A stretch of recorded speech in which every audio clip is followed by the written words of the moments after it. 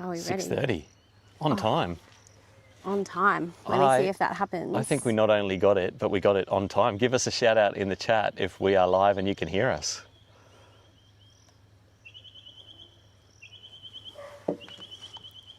Waiting. Hey, thanks, Chris. Hey. We have no minions to support us tonight. We are minion free. So we are doing all the tech ourselves. All right. We're going to do the usual thing and give it, 2 or 3 minutes.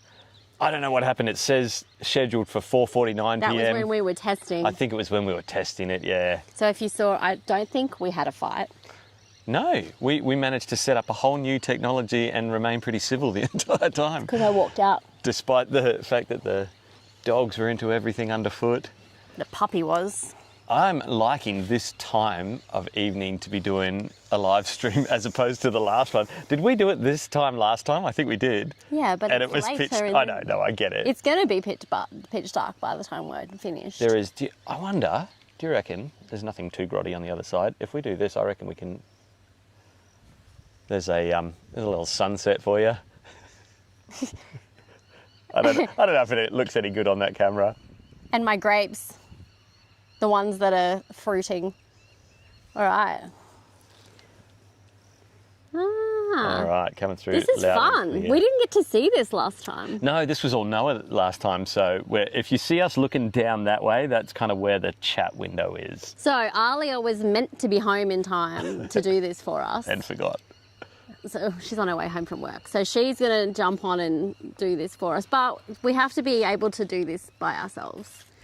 The minions won't always be here. I love it. Don't say anything really interesting for 2 minutes. I'm getting the cuppa. Fair enough. Pour yourself a drink, get yourself a cuppa. I reckon I've got like 5 minutes of waffle. I recognise so many of your names. We didn't get to see this last time either, like who was kind of jumping on. And because Noah doesn't know you all, he was sort of just, reading out the chats to us. And we probably need to stop referencing the last time because I don't want to make the assumption that everybody here is also subscribed to our other channel. It might be different. You might be different. You might be on both.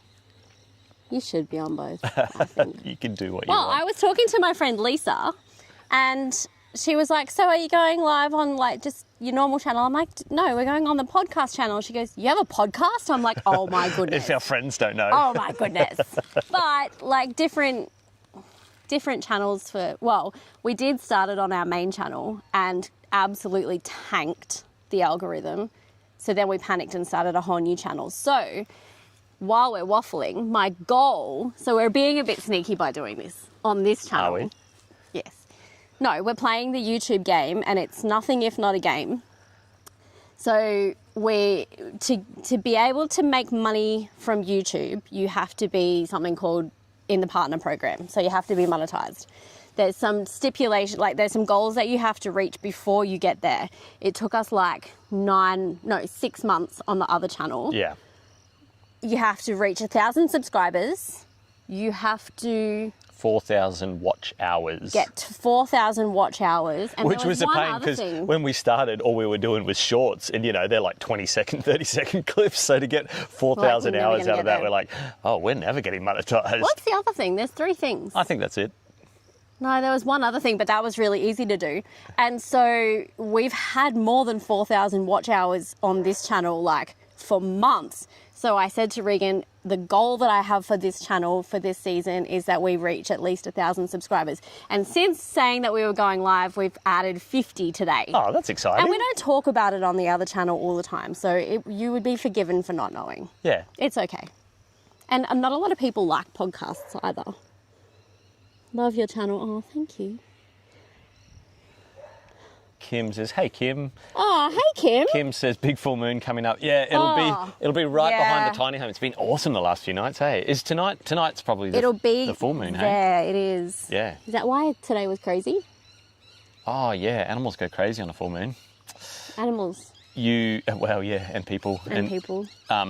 My mum was a paramedic and she always said the worst nights out were full moon nights.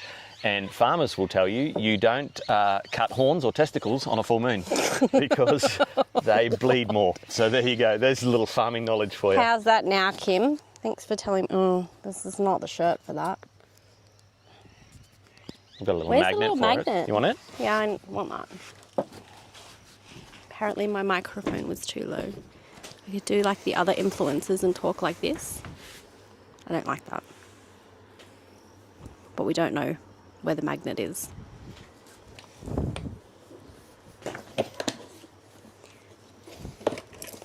You can't wait to do a live with Tobias when he visits. Oh, look, and there's Tobias. Hello, Hayes Homestead.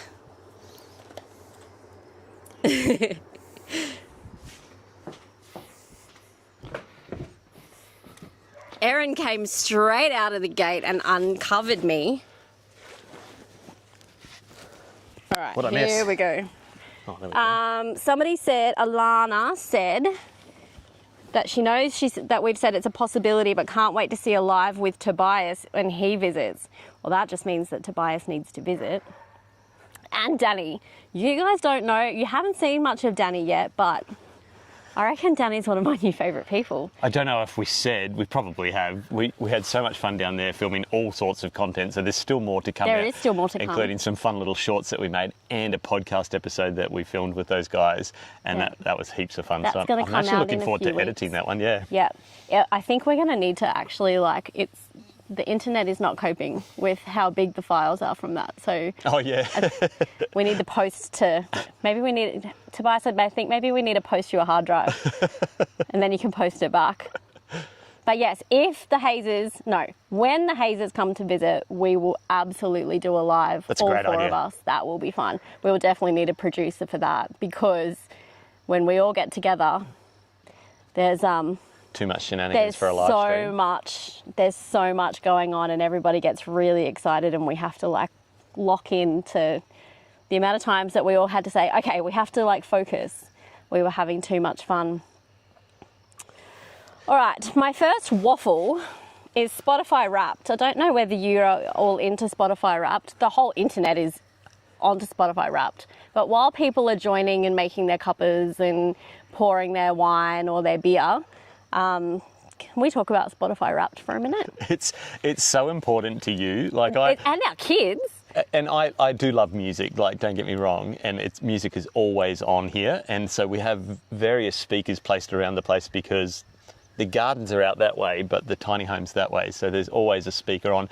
But it's always your Spotify account that's playing all the That's music. true. So I get to this time of the year and go, oh, I don't know. It doesn't know. It had some good guesses as to what my favourites were. Mine is, and I want to talk about this, and I saw somebody on TikTok today saying that theirs was all of the white noise music that they play when they go to sleep because it's how many listens per year. Oh, funny. Yes.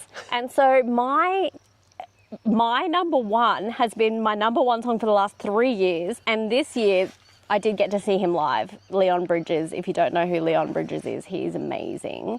But it's my dinner playlist. It's the playlist that I put on about this time of night that's a little bit more chill. Oh, so it gets the most regular plays. So it gets the most, Oasis featured nowhere on my top 50, top 100 songs. What? I know. Because I didn't listen to each song, because it's each song, it goes on the number of listens for each song over the year.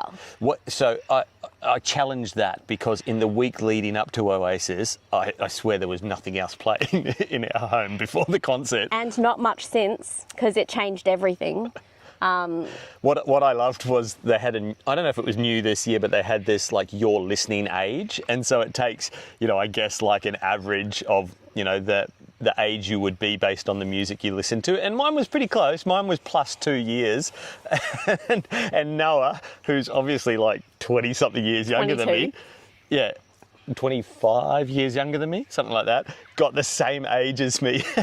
And I was both a little bit proud and he was quite mad, but that's a lot of Radiohead. And then we did joke because there was a fair bit of Mongolian death metal throat singing being played this year. I do not understand. If you want an interesting watch, jump on YouTube after this and look for The Who, not mate. WHO, HU. They are hilarious. They're like bikey death metal Mongolian guys that do this throat singing. Throat singing. Yeah, if you want to just like freak people out in the car, just put one of their songs on. That happens regularly here. Okay, so Spotify Wrapped we've talked about. Really? Like, it's not a big deal? I've had so many people message me theirs privately. Even at work, we're all sharing ours. No, it's definitely a big deal. I'm just saying my stats get all messed up because you're the music player in our house. So here's what I'm looking into, and I want to do it this week, but it's been a busy week this week. I want to do a playlist based on the music that we use over on our main channel, because we get complimented all the time, and we get people asking us all the time, who's this, who's that? Yep. And we use a subscription called Artlist, because you have to use royalty-free music. You can't have any kind of copyrighted sound in if you're going to be earning money from your videos. Yep. And so many of those people are on Spotify. Yeah. So I'm going to put a playlist together of our the music that we use. Yeah, there's some great ones. Give them a bit of airtime because they're great. Yep. They're awesome. All right. Do you want me to get into the stats? Because this year, for the first time, we get to see the Spotify for Creator Wrapped, and I have some stats that I want to share. Oh yeah, because I nerd out on this. To make it kind of clear, our podcast is here on YouTube because it's a video podcast. Does that make it a vodcast? I swear that was like a terminology when it first came out, but nobody says that. Podcast. So it is here on this YouTube channel, but we also publish it in all the other podcast places because people use different players. And so it's on Spotify, it's on Apple and all of those things. And so Spotify gives us a little bit of feedback, right? Yes. I'm just reading. I'll do the reading, you do the... Yes, Chris, you are correct. It is just a watching summary. And I could compile these stats myself, but... Swap our mics, the stereo's the wrong way around. Oh, is it doing us in stereo? That's cool. Oh, do you know what? Chris, that's funny because I looked at that and there's a little mic indicator there and there, and I went, oh, that's cool. That one's on that side, that one's on that side. But I forget you guys are around that way. Was that bugging you? Are you a little bit OCD? Regan is. I can totally agree. Regan is. Okay, so I shared this with because I don't know if you know what I do for work, but I work for a digital agency. We build websites and apps and things like that, and I do their marketing. So I was sharing this with the design team today. Actually, no, I wasn't sharing it because they couldn't see it. So when I'm down there next week, I'll show them. But we launched our podcast in April this year. And so I'd love to show, maybe I'll do a screen recording of it because it's actually really cool. But the #1 episode this year was our first one. Okay. So it's got the most listens. Podcasters, hobby farmers and homesteaders. And that's actually interesting because when we launched the podcast, we were still kind of learning how all the YouTube-y, algorithm-y things worked. And anytime you make a change, we've found this, anytime you change what time of day you publish or like what style of video you make, it's like YouTube has a total brain fart as to who likes to watch your stuff. And so we launched the podcast over on our main channel, and it was kind of like messing things up, and people weren't seeing all our regular videos. And so we thought, well, I'm just going to go and tell that tractor driver to disappear while you finish that story. That's the thing about like having neighbours that just drop in. It's just they just drop in. Okay. Thank you for that little tip. I'm going to look into our Spotify terms and conditions there. Okay, so this is wild to me because we're not even a very big podcast on Spotify. It's definitely more popular on YouTube. Our podcast was in the top 10% of videos on Spotify. That's crazy. There was no other stats there. It's actually very creative. It's not like, Chris, this is not your kind of analysis. This is very like creative heavy. So I've got to scroll through a bunch of fluff to get there. Our top countries, 31 countries. No way. Yeah. Yeah, you don't know these yet, do you? No. 31 countries. The top 5 countries. Australia #1, New Zealand #2, Canada, United States and Italy. Oh, hey Italy. Which is wild. And you can share them all. Okay, so our For 269 people, we are in their top 10 podcasts. What? What? There are definitely a whole lot better podcasts that could be in your top 10. 167 people, we are a top 5 show. What? And for 50 fans, we are their number 1 show that they watch on Spotify. That is crazy. That means those people definitely don't watch any other podcasts. I cried when I saw that today. I thought that was just like... Oh, that's really nice. That's really cool. lovely. That's really, really lovely. I think that's the... Oh, no, there's one more thing that's just like... I've got to scroll through all of the... Oh, and it tells you all about listener behaviour, and it's really funny.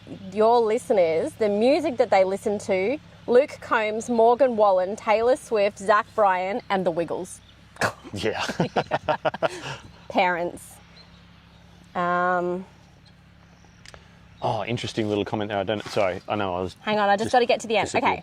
Fans listened to you for longer than 94% of other shows. Well, we do talk a lot. No, but people actually listen more. That's pretty cool. That is very cool. Okay, our debut season was more popular than 97% of other shows. What? And we received more comments than 96% of other shows. Oh, go you guys. That's Thanks for being just on awesome commenters. Spotify. That's crazy. That's really cool. So, yay. Cheers to you guys. Okay, we can get into it now. Comment here. And Yeah, I mentioned that before. Oh, yeah, about you owning your stuff. That always freaks me out a little bit. Did you put your mic in your pocket? I did, yeah. Why, could you still hear me? Of course. Tobias just said so. Yeah, I sure did. It's my brother. He's been slashing the fence line because it's about time we actually did our boundary fences on this property. Which, you know what that means? Well, fire break, that's a responsible thing to do, but it also means cows suddenly become a possibility. That's the whole idea there. You guys are smashing. Oh, thank you. I've been binge listening to the podcast on my way to and from work. So you have me 2 hours a day and 3 days a week. Wow. I mean, I listen to a lot of podcasts when I'm in the garden. Yeah. I like the long ones. Podcasts are good. You probably don't want to know what podcasts tractor I work listen to, though. podcasts. Yeah, you like your conspiracy theories, don't you? I really do. Can you guess that? I really do. I really do. So podcasts. Why did we start this? Well, there were a few Noah reasons. told us to. Yeah, Noah said you guys should start a podcast. And Noah's crazy for podcasts. He listens to stacks of them. He pays to listen to podcasts like a day early. That's a thing, apparently. I wouldn't do that. Yeah, but I think there's some really cool ones There where are some live ones that I get up early for now. Yeah, right. Oh, wow. Just to watch them live so that you can interact and all of that. Well, no, I never interact. I'm a stalker. So why do you get up early? Just watch the replay. Want to know? We started this podcast because I was waffling too much on the main videos, let's be honest, and I felt like we had some things to say, and we did get quite a bit of feedback on some videos, you know, you guys like keep your opinions to yourself and blah blah blah. And I tested the waters with that again recently. We did a little rant video about the digital ID stuff and the under 16. That will come up tonight. Oh, Not yeah, yet. we're a few days away. Not okay, yet. yep, don't get sidetracked. And that was just to kind of test the waters to go, do people still feel that way? And yeah, definitely some people still felt that way. But there was overwhelming, like, great comments too. Like, no, keep speaking, don't censor yourselves and that. So it's a balancing game.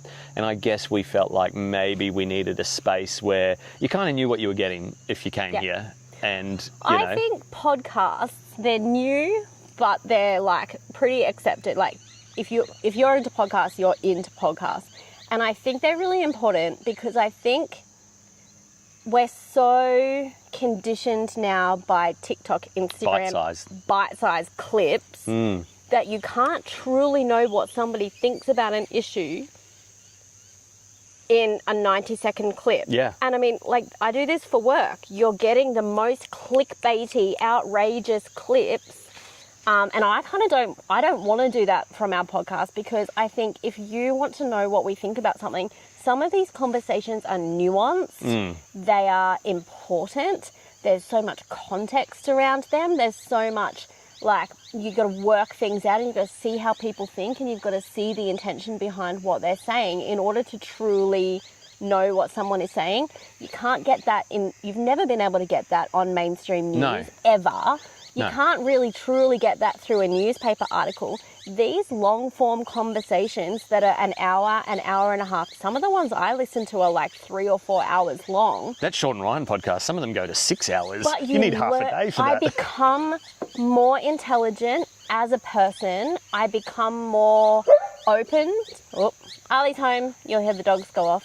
Yeah, I become more open as a person. I become like, I can understand other people's opinions more. So I think podcasts are hugely important as we move forward in whatever this crazy world that we're living in is. Yep. Because the conversation is not 1 minute long.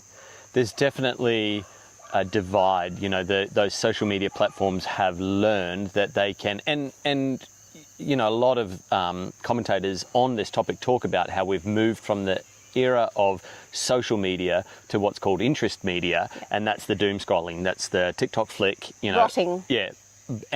And these platforms have learned to build an algorithm that keeps you on the platform. It has one goal and one goal only, keep you on the platform. Well, actually, its goal is sell advertising, let's be honest. But if it keeps you on the platform, it sells more advertising. And so they've worked out that they can program you by just continually serving you, and they can't do that if they keep sending you long form content, because you know that you might just get bored. You might just watch one thing and go, that's it, I've watched my one show, I can be pretty disciplined. But you can get on like a doom scroll and be there for hours.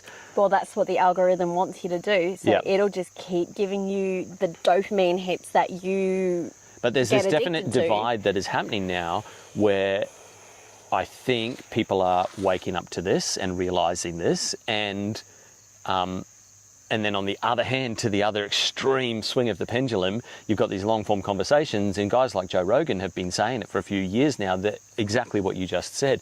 You can't get to know somebody in a CNN interview.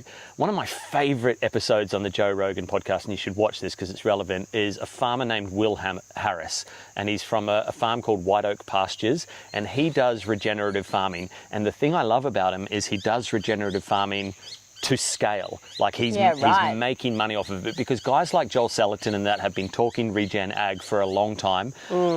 But it's, you know, we can do it here on our scale because the stakes are low. Because the stakes are low. You know, if we're only, sorry, I was thinking beef. If we're only harvesting beef for ourselves, it doesn't really matter. We can use whatever model we want. Yeah. But if you are developing a commercial model. Anyway, I got sidetracked.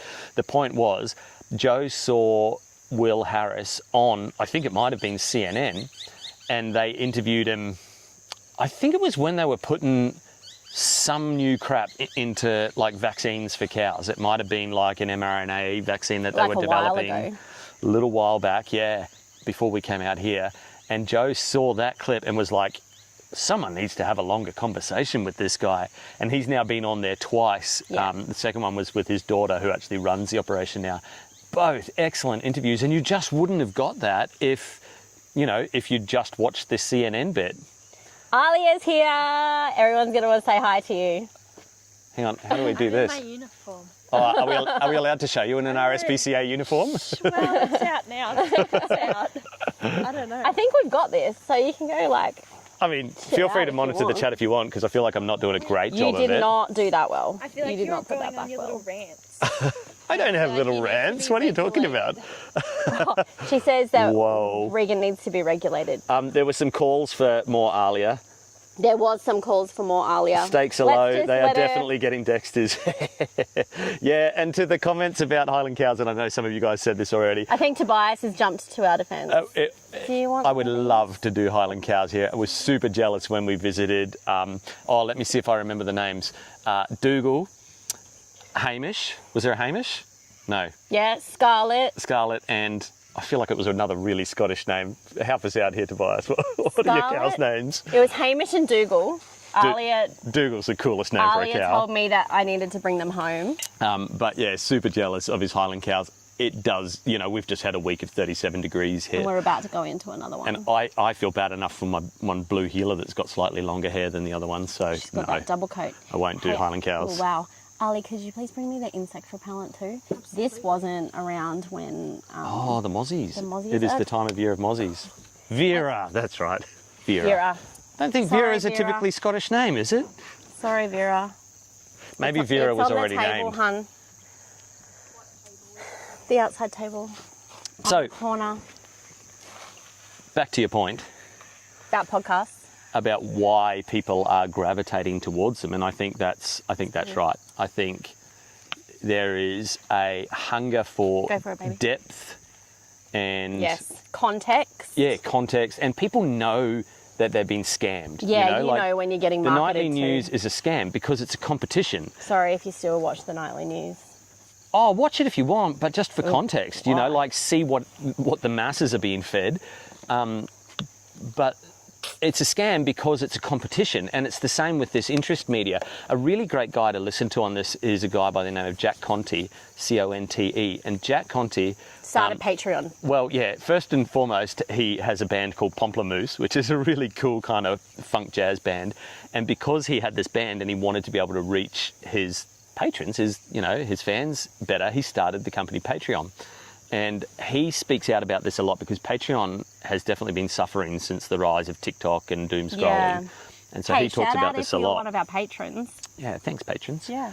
And he's done some really great, even long form interviews himself. Yeah. Talking about, I think maybe it's not a TED Talk, but it's TED Talk-esque, where he talks about he calls it the death of the follower. And that's what's happened. It's and true. You know, you guys will have seen that in some of my recent videos, I'm trying to just educate a little bit to say, comment on the video and like and share, not because it feeds my ego a little bit, but I'm going to be honest. But the truth is the algorithms are now so skewed towards this idea of interest media that you might see one video from us, and that's fine if that's all you want to see. But if you actually want to watch us on the regular, even if you're subscribed, your feed, and I got some pushback on that. People were like, oh, don't go to the homepage, go to the subscriptions feed. But not everybody knows how to do that. Let's see, we don't even have a TV, so a lot of people watch on their TV. Yeah, true. That's easier. 86% of our views come from a smart TV. There you go. But I watch on my phone. What are you after? The mozzie stuff. The mozzie stuff. Hey, if you want a really good natural mozzie thing, you need to get this. And it smells good too. It smells so good. How are we going in the comment section there, Ali? Yeah, not too bad. Not too bad. Vera and Scarlett had names. I got to name Hamish and Dougal. Okay, well, that's okay. Just so you know, Tobias, I'm not sure if you know this, but they don't really know their names. if you want to change them, you can. Alia had a cow that was born on the farm that we were at before, and her name was Sadie, and she knew. Oh, Sadie knew her name. That was so cool. Sadie. Because we had, speaking of Italians, we had this Italian backpacker, and Simone, and he was with us for ages. I'm going to say like a year maybe. He's family now. Simone raised Sadie, but he had this long, drawn out, and thick accent way. He'd go into the paddock and call out Sadie, and then he went travelling for ages overseas. Came back like a full year later, walked to the side of the paddock and just called out. She was way down the back, and she was full-grown adult by then. Popped She her just head up, came gallivanting running. across the paddock to him. So yes, they can learn their names. So I take that back, and I apologise to Scarlett and Vera. Are you good? You got a question for us? Take it. You take it. Do you want to give Alia the microphone? No, she can speak with a loud No, voice because and people project. said they couldn't hear Noah. I'll last repeat time. what she says. It's okay. I'm a better speaker than Noah. Oh, Oh, Noah's listening, right? Although maybe... no, Noah's on a work call. Noah, I love you. Noah's on a work call, but That was a great... All right, questions? We don't have any questions at the Oh, moment. okay. Do you want to send a call? There was a question from Erin. She's uncovered me. oh, really? She wants to know about something called disappointment slice. Oh, I feel like Alia should nearly tell that story. Didn't we talk about this in an episode on the podcast once? She thinks that she can threaten me. Oh, do you all want to hear Alia tell this story? All right. How do I Hang use on. this Come thing? and sit down here. I'll come sit next to you. Come. Oh, Dad's going to go and swapsies. refill. Okay. Oh, it's a proper Alia takeover. Okay. My portion, I feel like I should probably change out of my work uniform, but who cares? It's all good now. my take on this story is it was probably like 8 to 10 years ago. So keep in mind that I was at the ripe age of 10 years old where mum decides, no, we're getting rid of all processed foods all in one go. She didn't want to ease us into it or anything. It was bang, it's all gone all at once. And she bought all of these wonderful cookbooks. I'm sure they'd be very great and very inspiring now, but not as a 10-year-old that just wanted to eat McDonald's every day. And mum tried all of these different recipes, and one of them being disappointment slice. And if I remember correctly, it was coconut and sugar-free, dairy-free. Your own microphone on. Sugar-free, dairy-free. No, I'm talking about fun-free, gluten-free, fun-free, brownie. And what you have to understand about the Perry family is mum doesn't care for sugar. She couldn't give a rat's bumhole if there was sugar in the house or not. Dad, unfortunately, raised us to be sugar fiends. And if there is sugar in the house, it's gone within 30 seconds. So mum decided she was going to make all of these sugar-free snacks to kind of quench that thirst, if you will. And, and it was we honey. were left with honey, and what was that sugar that coconut palm. Rapadura. Yeah. Rapadura sugar, whatever. It's not even sugar. It doesn't even have the name. It doesn't even deserve the name of sugar. No, and it was with apple and honey and coconut. And now you might think all of those ingredients together, that sounds really great. No. It tasted like dirt with a hint of apple. And it had about the same texture. That was disappointment slice. And then you had, what were the balls of despair. The balls of despair. And then on that same note, we had zoodles were tried. Oh no, we had them once.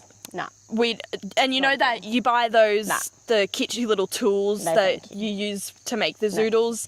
And yeah, it was gone within about a week. I hope you're happy, Erin. I covered myself with that one. And I had so much fun doing it. I'll swap back out. All right.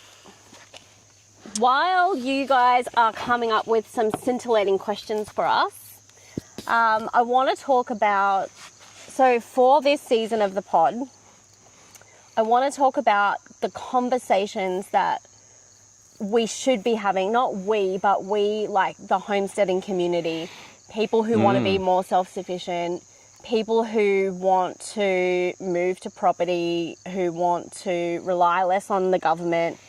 There's a whole bunch of descriptors that we could use, but I want to know what the audience thinks, or not audience, I don't like that sounds arsey.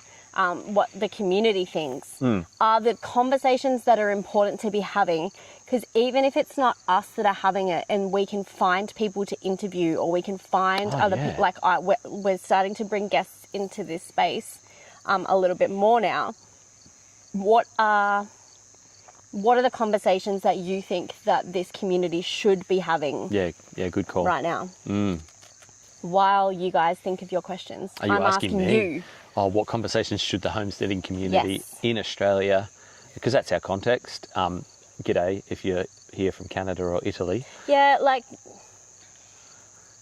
it has to be for Australia. Yep, that's fine. And I do feel like there is this really cool community of homesteaders. Yes. And YouTube sort of doesn't do it justice either. And there is also the Facebook group called Australian Homesteading Community, something like that. Are you trying to get that, Aussie? Can you see that velociraptor of a mosquito? It's huge. I'm just going to use a little bit more good riddance.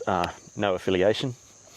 But somebody was just asking before what it's called. Oh, only buy it when it's on special at Woolies because it's expensive. It is, yep. Yeah, so the point I was going to make was there's this really cool community. It's a little bit maybe fractured and dispersed, but that's the nature of the internet. I think it's hard to kind of coalesce some of these things together.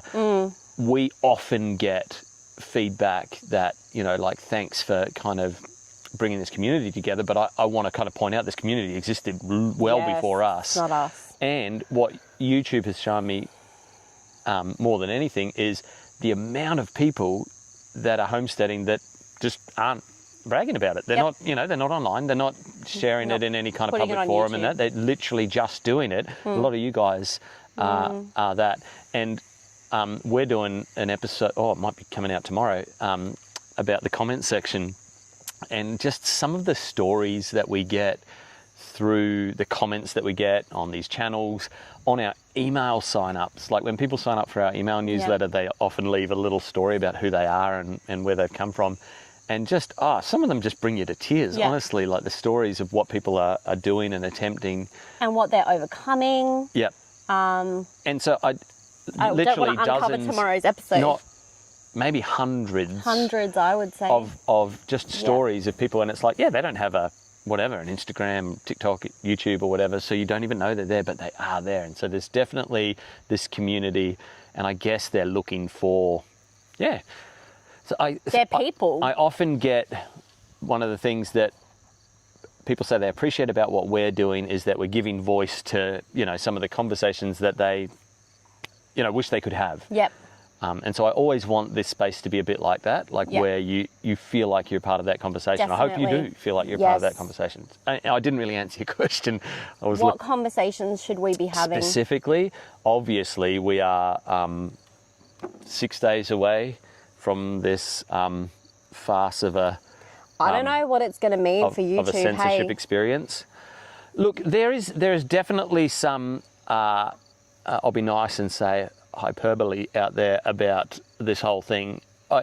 People flick me videos all the time. Oh, this guy on YouTube says he's going to lose his whole income and his channel and everything because of the under 16 bill. No, he's not. He's not. Not on December 10th. But it is the beginning of a possibility for that sort of thing. We're very much waiting and seeing what happens here. Yeah. So it's not here yet. But like I said on that video, and like I often say, just look at other countries that are further ahead with some of this stuff. UK, Canada. Oh, UK's a nightmare. UK's crazy. Literally got a story on my feed this afternoon.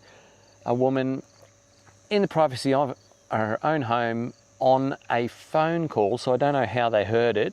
Maybe it was in a WhatsApp thing or something like that. Used a slur. Not a very nice word. I don't agree. I probably wouldn't use it myself. But used it in the privacy of her own home. She's in jail right now. And it's like, hold up. I don't agree. I don't like that particular word. But I also don't know that I want to take people's rights away for certain and specific words. Yeah. Because for sure as I don't like you saying that word, I bet there's words I use, that you don't like. Yeah. And that's how that works. You always feel like it's the, I'm on the high and mighty side of the argument until it comes against you. And that's where I worry about this censorship stuff and where it's going. Why did we ever decide that it was the role of the government to play, and we're in one of the worst countries for it, they don't call us the nanny state for nothing.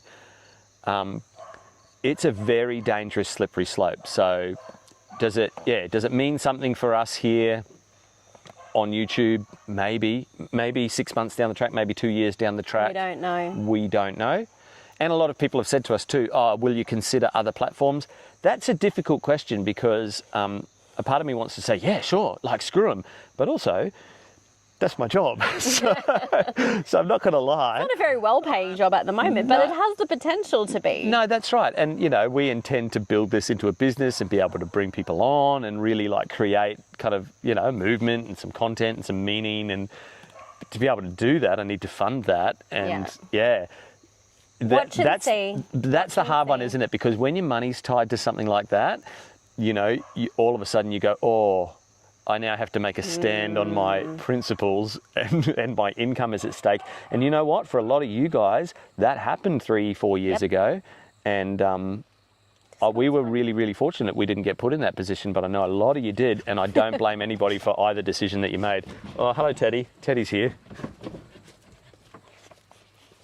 So that's one. One would be digital ID and how that affects. This is the first step. We're going to watch it really, really closely.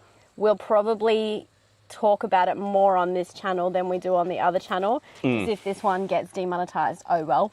That's a little way to play it as well. We got to be smart about these things. Here's where I think it affects the broader homesteading community, not just us because we have a YouTube channel.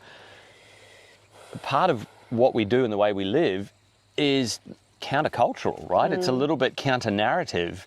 Oh, you say eating like that is, you know, bad for you, unhealthy, or what, or misinformation, you know. We used to have this conversation all the time. We used to do this activity at the last farm where we would teach kids how to milk a cow. Half these kids had never seen a cow, let alone touched one, let alone milked one. And we would let them, as long as their parents consented, to, you know, grab a little coffee cup, squirt some in and have a drink. And the first question you inevitably get is, oh, isn't raw milk terribly bad for you? And it's like, no, certain bacteria are really bad for you. And raw milk can be a breeding ground for those. And if you understand that, then, you know, you can kind of make some educated decisions. Did you know in this country, the raw milk laws and legislations were passed because of an incident that happened down Melbourne Way on the coast? There was a but of course it was Melbourne. Oh, geez, sorry if you're from Melbourne. Oh, man, I was going to make so many jokes there. There was a birthday party. It was young kids, 12, 13-year-olds, and they had raw milk. The family had raw milk in the fridge. It didn't get served at the birthday party. It wasn't part of any of the thing, but there was raw milk there. Don't know how that came out. But anyway, this one kid got really, really sick and died. Oh. Yeah. The sweeping changes came in. All of a sudden, raw milk, like the enemy, was banned. A large part of the funding for that, guess where it came from? The dairy industry. The dairy industry. Many years later, the parents of the kid who died, not the parents of the kid who hosted the party. Fact check me on this. If I got it wrong, hit me in the comments later, because happy to stand corrected. But the parents of the kid who died launched an investigation because those people were their friends. They didn't serve raw milk and their kid didn't drink raw milk. You know what happened?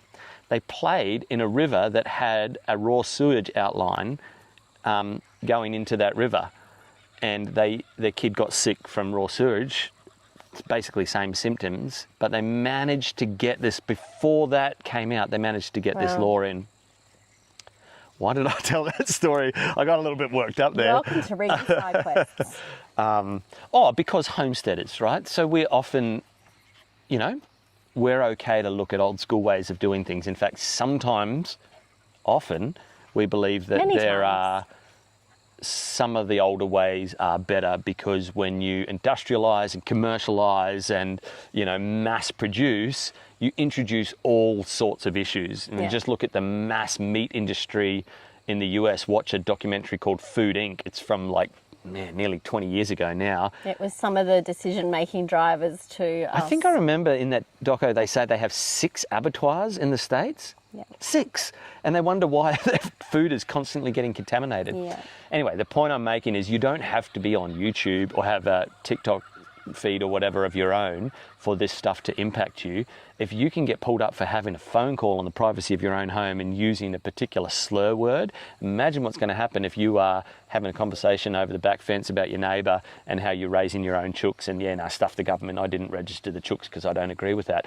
We don't have to do that. You're allowed to keep 99 chickens here in Australia without registering them, but you can't do that in the UK anymore.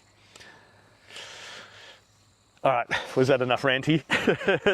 That's one. I think that's going to be one that really impacts not just the online community, not just the online part of the homesteading community, but the homesteading self-sufficiency, like sustainability community. Because how can you have conversations when they go against the narrative, when the words they use, like misinformation, disinformation, and malinformation, what they bring against you? Do you know what malinformation is? I'm sure you're going to tell me.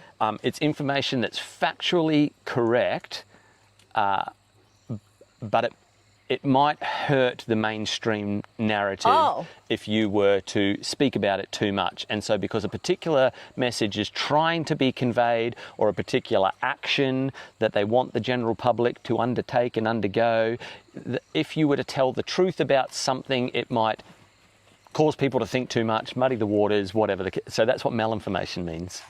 Yeah. It's a made-up word, and George Orwell would be turning in his grave. Wouldn't All right, he? we got full tinfoil hat there. Is that... That's probably enough of that. Didn't know we were. How are we going in the comments section, Ali? Yeah, give us some questions. Let's go for a question. Just dealing with my toddler. So Ted's what, 6 months old now? He's still 5 months old. Ted is the blue heeler cross Kelpie that's here, 5 Teddy. months Come here. old. He's very cute. Who He's is super the cute. epitome of ADHD. Please don't lick my face. Today, he went over to our neighbour's place, walked into their back door, stuck his head in their bin, which had an opening about that round, and then came back home with the bin lid around him like a new collar. He did. So yeah, That did happen. Alia's learning what it means to have a toddler. All right, hit us with the questions. There was a really great one. Yep. Let me just quickly find it because I have to scroll all the way up because you went on a rant. Are there people? Do you know what I love is that Here's some people are options. having conversations On the while side. we're having conversations. it's cool. I love it. I really liked this one from Aroma Dough. What do you think of cover crops to improve soil? Our soil is terrible. So is ours. Yeah. So we found out. Yes. Yeah, cover crops are a really Yes. great idea. Diverse cover crops Yes. are a really great idea. We started to dabble with this down in the Northern Rivers. We had a couple of cover crops going. Yeah, We called it our salad bar. for our the local cows. ag store actually put one together for us. And that can be a really great way to do it. And you should actually talk to your local ag store. They will put you in touch with an agronomist, Yes. and usually there's one that you can get that's government paid, so you can get them out to your place for nothing or next to nothing, and they'll come out and tell you what species of grass you've got growing. You tell them what you want to do, what your goal is, what you want to achieve. And so we had an agronomist come out. This was in the Northern Rivers. Yeah, told us what was growing there, told us what was bad. There are good grasses and there are bad grasses, depending on what you want to do. And then recommended a mixture that he knew that this particular... So they're probably all in cahoots. I think your dog's in the bin. My dog's sitting right Oh, there. that's my dog that's in the my bin. dog in the bin. And so it was really interesting, hey, part of the mixture was daikon radish. Yeah. Daikon radish is awesome because it just gets in and it smashes up clay. You can use sweet potato a little bit the same way, but daikon has this massive long root. If you've ever grown a daikon radish, you should. They're kind of interesting to eat as well, and you can eat the leaves of them. But they swell up really big, and so if you've got clay problems or issues. Well, that was a 55-year overgrazed old dairy farm. No, 55? Yeah. 55-year overgrazed dairy farm. The soil was so compacted and so abused that we needed to have things like daikon radish, and we even did do sweet potato in the paddocks because it helped to break it up. Yeah, sunflowers is another good one because often what will happen is when you've had highly compacted or abused soils like that, a lot of your nutrients are still there, but they're kind of inaccessible because everything just gets squished to the point where generally most plants' roots won't bother trying to push through. But sunflower has this awesome long taproot. Yeah. And yeah, it'll just drill down into the earth and pull up all sorts of nutrients, and then you just cut it and drop it right there on the ground. So I think it's the key. It's not just do you grow cover crops, it's what do you do when those crops are done. And whenever we drive out of our place in towards town after a wheat or a sorghum harvest, every single time Regan will go, oh, there you go, just rip up all your soil, rip up all your bacteria, rip up all your fungal activity and add fertilizer and start that whole process again. So cover crops are great. What you do with them, chop and drop, get your cows in to graze over them. Don't just till your soil up. You're working underneath the ground level. Yeah. More than is, above the ground level, really. There's an estimate out there. I'm trying to remember what doco this was in recently. It might have been in that Damon Gameau one, 2040. But it's out broadly out there anyway that we have about 60 harvests left on this planet because of what's the degradation that's happened to topsoil. Just oh man, if you like to read and it's a really hard, chunky read, I haven't been able to get Call of the Reed Warbler by Charles Massey. He's an Australian. He did his PhD much later in life, and he's very well respected in this space. A student of Alan Savory, who's kind of the father of regen ag, and Charles Massey. I forgot what I was going to talk about him now. But anyway, Soil. like to me, there were all of these great, like Josh Ticknell did that one, Kiss the Ground. It was a little documentary. That's a great one Evans you can watch. Has got the book out on soil. But if you really want to dive into the kind of the biology of it and how it works and why, that's what I was going to say, why the history of what we developed since World War II, when like all of a sudden we had all these chemicals that we had to figure out how to use, and then they worked out the same chemicals that they were making bombs with, they could grow plants with, has just messed up our topsoil layer. And it's recoverable, everything's recoverable, but not if we keep going the way we're going. And so, yeah, when I see a tilled paddock, I'm just like, I don't blame the farmer. No, because they were taught. that's the system. And because it's worked. It has worked for many, many years, but it has a ticking clock on it as well. Yeah. And then you just see the weeds, like our neighbour, he's just tilled, like, bushland. It's never been managed, never been maintained. It was probably grazing land 30 years ago, and then it got turned back into bush. It's probably, overgrazed, overcompacted, got all sorts of issues. Well, this is nothing like the Northern I don't Rivers, disagree with tilling, because sometimes it can be the first step that you have to do. Well, that's what the pigs are doing But for as us. soon as he did it, we've got these purple flowers around here. Everywhere. And he thinks it might be Patterson's curse, but I'm not so sure that it is. Anyway, I just look out to his paddock now, and it's a sea of purple. It's quite wonderful, actually. But also, like Charlie Arnott says this a lot, watch what weeds come up when you do that to your ground, because your weeds are also telling you a story about your ground. Because we label weeds just because we don't like them. But a weed is a plant that's thriving in a condition. That's all it is. And so, what do you always say? Nature doesn't like to be naked. Yep, nature abhors being naked, so it'll cover itself. Yep. And so have a look at the weeds that you've got growing. So a really good example of this, again, back in the Northern Rivers, we had this weed that kept coming up in this paddock called Smart Knotweed, K-N-O-T, I think is what it was called. It had a few different names. And I was like, why does this thing keep coming up? And it was thick, and like, the whippersnippers hated it, and you'd go out into I'd send the backpackers out into the paddock, and they'd come back and the farmhands covered in this like wet, gooey green from this weed. And I remember I was listening to Charlie Arnott, and he's got a great podcast called The Regenerative Journey. And he made that comment, like, your weeds are telling you something. They're telling you a story about what's going on below them. And I looked up what conditions this particular weed thrives in, like moisture, like galore. Like if you've got a moisture problem on your paddock, this Smart Knotweed will show you where it is. And sure enough, we went... did. It was after the floods. That's when it really took off. But it wasn't just that. It was that the water wasn't moving. Like water should move through soil, and it should, kind of transpire, and it should evaporate. Yeah. And in and out. It shouldn't just sit. And we went, let's hack this right down. And sure enough, when we hacked it right down, the spots where it was growing the thickest, it was swampy as. Should have been obvious, but it was the weed that told us. You have a quick question. Quick question. Lily. Hello, Lily.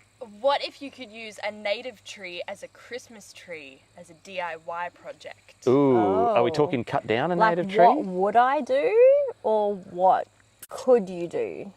We have a really beautiful native tree. Oh, is it native? It's called casuarina. I'm sure it's native. And it used to be called a long time ago the she oak. But we don't use phrases like that anymore because it's sexist. But if you're old school, you might know it as the she oak. But the casuarina is a really good looking native Christmas tree. I would use a grevillea. Oh, yeah. Half the decorations are done for you. Just light it up. Yeah, you don't need decorations or anything. But to Lily, Alia and I, we haven't put our Christmas tree up yet. Alia and I are going to do that tomorrow because it's Alia's early day. Lily's my niece, by the way. Sorry, if it sounds like we're talking to a child, it's because we are. We've got all of the Christmas lights from our old house that we didn't do anything with, and we are going to light up. We're going to wrap one of the gum trees that's close here. We're going to light it up like a Christmas tree? No, that you see at South Bank and that sort of thing. We're going to choose one tree, going to make it the outside Christmas tree. So I'm sure people will see that on the channel. Oh, I just remembered one more. I know I'm spitting references here, so I hope you're writing them down. Teacher Regan. One YouTube channel. Oh, does he have a channel? I think he does. He's a farmer in New Zealand, in Taranaki. His name is Jody Roebuck, and Jody does no-till gardening, and his soil, he can reach his hand into his soil and get down to his elbow, it is has such a beautiful, rich texture. Now, he lives at the base of a volcano, if you know Taranaki. You know, on the side of the left side of New Zealand, that big volcano that sticks out into the sea, yeah, he lives below that. You can't have a good garden in New Zealand, then you're doing something He's wrong. a big advocate for no-till, and he does some really great teaching around why every time you till your gardens, you're just busting up all these mycorrhizal fungal networks and forcing your garden to start over and over again. And if you can actually learn how soil biology works, you can learn to work with it. And so he's a big fan of the broad fork. Has this big massive fork that you've got to get on and rock back and forth to make it work, but the proof is in what he grows. So for a lot of people who are like, why don't you just build raised garden beds? That's why. Yeah, because... I mean, you can do it. Look, there are some definite advantages to raised garden beds. Ergonomics would be one of them. And I think if you have a need to garden more ergonomically, you need to do that. You should definitely do that. And so, you know, Mark, self-sufficient me, big fan of the raised garden beds. Yeah. Tobias on Hayes Homestead's got some epic raised garden beds. And because he's got his elderly in-laws that are a part of it. But if you're a little bit younger and you want to work on your mobility, you design a garden bed that's 4 foot across, because the average comfortable ergonomic reaching distance is 2 foot. If you're in a crouched squatted position, you don't want to reach more than about 60 centimetres. And it's good for your squats, I should tell. It is. I can tell. When I've been in the garden for a long time, the next morning I'm like, ooh. More questions. Question from Kim. What cattle breed are you getting and why? What is the next step to self-sufficient living that you are planning? Oh, I feel like that might be 2 different questions. Well, oh goodness, Ted, who brought you home? Cattle breed? Dexter's. Hang on, I'm just going to ditch the dogs. What you're noticing right now is Ted playing with Luna underneath the table. Oh, now Ted's on top of the table. The wine's gone everywhere. And Regan just threw a handful of dog food. What do they say about not working with children or animals? On a full moon. Oh, yeah. On a full moon. Dexter's. We're going to do Dexter's. Two reasons. Wait, I was going to say something first. Oh, were you? I'm sorry. Yeah. The chicks that we're hatching right now will be our meat birds for next year. If more of them hatch. More on that later. Yep. And at least one of our pigs is pregnant. And so that will make for winter pork and winter chicken. So that's definitely like already in process for our next steps of self-sufficiency. But cattle is our big purchase that we're saving for next year, and I'll let you talk about that. Oh, Noah's jumped on. Hi, Noah. Peasant 4580 in the chat is Noah, who lives in Brisbane and says he has a way better voice than Alia. Oh no, who said that? Go back up. Where am I going? Have been trolling other Aussie homestead channels in the homesteading area. Trolling as in like looking through them, or trolling them as in being mean? Don't be mean to them. No, I think as in like watching them all. So the question for cows is Dexter's, because they're an Angus cross. They're a small breed because we don't really want to have to hire help. We want to be able to work them ourselves. And they're quite friendly, quite drought tolerant, like quite a good all-rounder. And we can put a Dexter bull over a Jersey girl, because I still haven't convinced him to get Jersey girls, but we will be getting a couple of Jersey girls. And their crosses are actually quite fantastic as well. That's what we have done. That's what we have got experience in. It's what I know, yeah. We know we can handle that ourselves quite easily. Dexters are super low maintenance, and so, you know, if I was doing something commercially, they're not a great size, so we would take an 18-month-old steer and get, he might be 200 to 250 kilos, and then hanging weight is maybe about half that. Cattle are really inefficient butchering-wise compared to pig. You get about 55% out of a beef. You get about 80 to 90% out of a pig. There's another little fun farm fact for you. And bacon. And so, 110, 120 kilos out of one 18-month-old steer is not a lot, but on a homestead, it's plenty. That's your years. That's your bone broth. That's your dog food. That's your offal. Yeah. And because just purely by coincidence, that farm that we worked on, we had Jersey cows because of the milking demonstrations that we used to do. And we had Dexters, including a Dexter bull. Because of that experience, I know firsthand that that little short Dexter bull can definitely get up on those tall Jersey cows. And their offspring are really nice and easy to birth. So, yeah, because of the size of the Dexter, the cows have a really easy time. Just go play with them. I'll do the chats. It's fine. Alia's going to look after her child. They have a really easy time giving birth. And so hopefully you know this. I know from my experience giving farm tours, not everybody realises that if you want to stay in milk, you've got to stay in calves.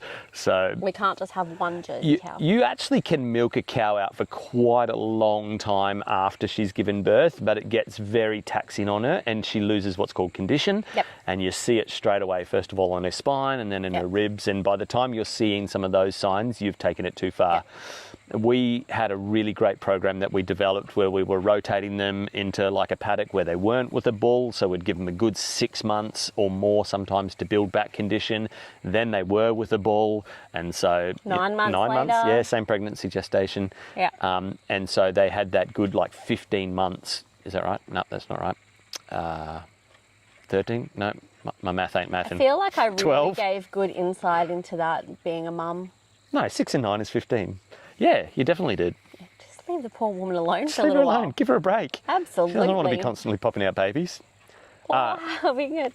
Anyway. Yeah, if you see like massive operations where they're just, you'll see the condition of the cow. Jersey cows are naturally bony though, so don't judge a farmer that has Jersey cows if you can see her hips, because her hips are always sticking out no matter what. But if you can see like individual vertebrae, That's bad. yeah, she's not getting enough feed. You're on questions. Oh, I'm on questions. All right. You said that you were I going to did be say on that. questions. This is like this is last year. I think like last time we were like, trying to be professional. This time it's like you're watching the dog fights, you're watching the puppy attacks. Can you see your line, Kirst? What's my line? I don't know. Oh. My heart monitor. Oh, I've got yeah. a heart monitor on at the moment for a month. It's not fun. Fish. We definitely are going to put fish into the dam. That is a plan. Deep enough for fish. Did you see me get in it the other day, Chris? That's the plan. Yeah. Sure.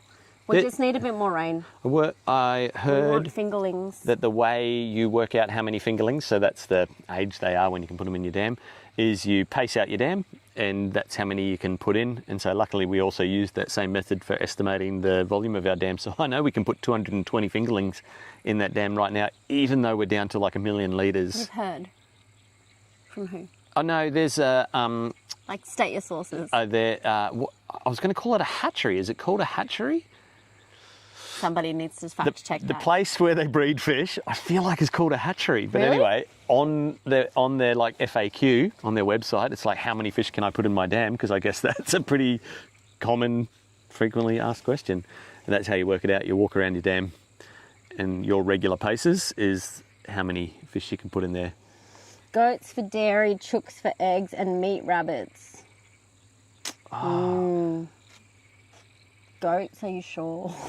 Rabbit, Are you sure? rabbits, you got to work with the meat a little bit. Hey, like they're not very fatty. It's why I'm just full of facts tonight. Wow. In a survival situation, this is from if you watch that TV show Alone. If you only eat rabbit, you actually end up in a lot of trouble because they just don't have a lot of fat on them. So hard to cook with. Not bad though. They taste like chicken. Joel Salatin's son Daniel developed an operation when he was a young teenager, and they call it the Racken House, and they're rabbits above chickens. And so they have these rabbits that are in these cages, and all of their manure falls through to a deep straw bedding below that the chickens all live on. So this is like an overwinter project, which we don't have to consider out here. And by the end of winter, he's got these very nicely fattened up both rabbits and chickens, and yeah. Do you know we have so many wild rabbits and hares out here? They're huge. Mainly hares, I think. They are big, yeah. I don't know. I'm loving this chat. I don't feel know like if there's I feel like I've got FOMO from the chat. You definitely do. Goats, yes. I do miss. We had goats on the last farm, and I'm a big fan of any kind of food that's slightly stinky and a bit pungent. So goat's cheese. Goat cheese. We had these goats. I don't think I could ever do goat cheese again because. What are you talking about? There's a jar of it in the fridge right now. The Meredith Dairy's not. It's not the same. It's really good goat cheese though. But this one billy goat that we had, he just stank. And he was right across from where the office was. And so you would walk past and you would just be like, whoa, pungent. And it would just like get up all in your like Yeah, so ear, nose and throat system. And it like a lot of animals, and I hope this doesn't come as a surprise to you, many animals throughout the animal kingdom, the male of the species will urinate on itself to make himself more attractive to the females. And goat urine on the hide of a goat smells pretty much like goat's cheese. So it's a little bit hard to kind of divorce that reality after you've smelt it when you've seen him basically, like, and you know, he's a pretty good aim to pee all over himself. Well, somebody said, I can handle a goat charging me. I don't know about a cow. You just get out of the way. Man, I've had some goats hook me though. They're really good. They're sneaky. They'll come up behind you, and if they've got their horns going out that way, and they'll just catch you, and they're right at groin height too. No, it's the sheep for me. Yeah, that sheep put you on your ass, didn't he? Vanessa said can't have rabbits in Queensland. Totally true. Yeah, forgot about that. Actually, one caveat, unless you're a magician. And it's desexed. Oh yeah, probably has to be desexed as well. Isn't that funny? You can't have rabbits in Queensland. I'm like, well, they're everywhere. They are everywhere. But that's not like I'm keeping them. Have you tried Nigerian dwarf goat milk? Some people compare it to vanilla ice cream. So Nubians are known as the Jerseys of the goat world because they have a high fat content. And I didn't know this about Nubians and had a bit of a hard experience trying to raise them. We found a breeder out Nimbin way, and he was exactly who you imagine. Oh, we have some stories Nigerian goat breeder from Nimbin. Whatever you're picturing right now, yes, that's what he looked like. It was worse. Maybe a few less teeth. Anyway, he sold me these Nubians, and he was known. Like he would take them to the Eka. They were, he had bloodlines and everything. Really susceptible to all sorts of worm issues, like a lot of goats and sheep are. And that year we had a massive issue with Barber's pole worm, which is one of the worst to get. And in wet paddocks, that same wet paddock that had that smart knotweed. Yeah. And the 3 Nubian goats I bought all died.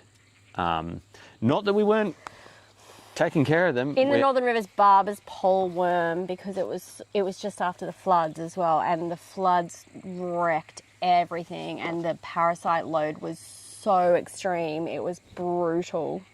But now that we're here in a more dry climate, like think about where the goat comes from, and the reason they survive in the real harsh Australian bush. Dry climate, rocky. Like we had to get the farrier out. So a farrier deals with horse hooves, shoes and all that sort of thing. Teach us how to take care of them. Well, at first, when I started at that farm, they were paying him to come out and trim goat hooves, and I'm like, surely this is a waste of money. So the next time he came out, I got him to teach me. But you're in the wrong climate if you're getting the farrier to look after your goat's hooves, because these animals are used to just rocky, mountainous, hard ground. Do you know where we saw them? On our way to Tobias's house, we took the scenic route. It was the windiest road I've ever been on in my life. It was fun. It was really fun. There was just hundreds of goats on those hills in exactly the right context for them. Yeah. That was really cool. Yeah. So, all that to say, now that we're out here where it's a bit drier. You want to get goats? I just really want to have another crack at Nubians. 2.4 metre fences. We had this one goat that would follow me everywhere, and it busted out and followed me home. So we lived like 500 metres from the main farm. Yeah. And ate all my indoor plants. Oh, yeah. Yeah. So 2.4 metre jail, that's where they get to be in. You know that you can move that. You know the I'm test for if fine. you've built a good goat fence is once you've got it all up, and you pick whatever kind of mesh or wire, barbed wire, electric fence, posts. All of it. Go to town with All it, of and it. then once your fence is up and ready to go, the test is you get a bucket of water, you throw it at the fence, and if the water gets through, goat's going to get out. That's just the truth. It doesn't matter how you try and fence those animals.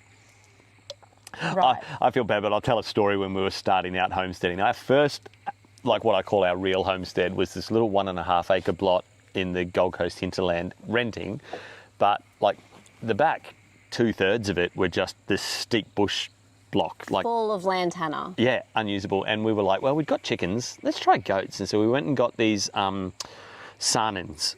Sarnan's a white goat, and We let the kids name them. oh yeah, Jay Quellen and Aaron. And if you understand If you that know, you reference, know. you're our people. Yep.